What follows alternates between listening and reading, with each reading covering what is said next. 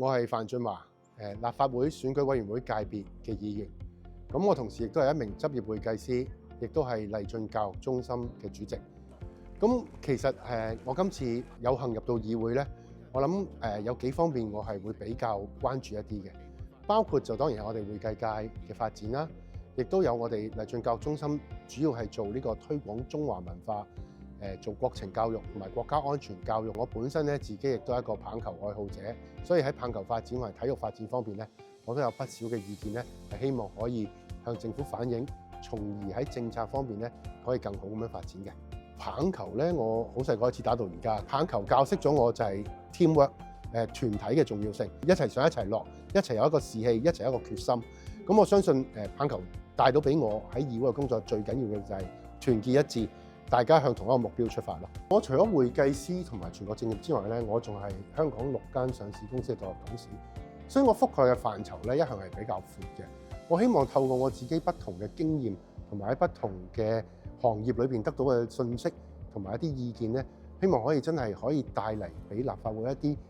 新嘅主意、新嘅建議。從而咧，亦都可以幫到香港喺經濟上嘅發展。徐麗泰咧係你嘅媽媽啦，咁其實咧，你會唔會邀請佢咧，你都做你嘅顧問，可以係指導你未來喺議會上嘅工作咧？我會考慮呢樣嘢嘅，不過咧，我諗佢可以指導到我嘅好有限。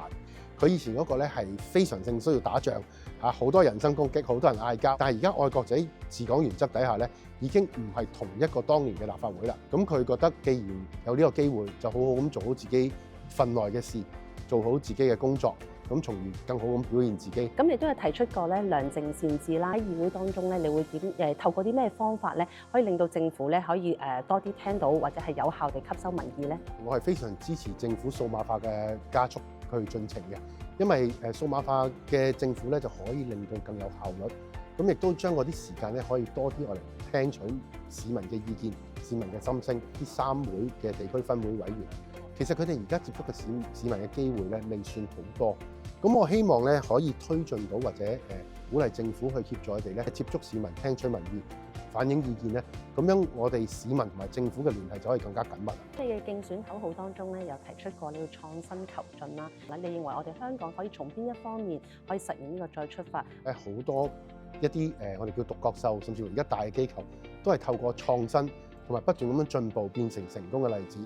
而我哋青年人正而家咧，我哋要鼓勵佢哋需要嘅就係呢個無斷加嘅精神。創新求進係不斷需要創新，不斷需要求進。我相信香港咧可以再出發。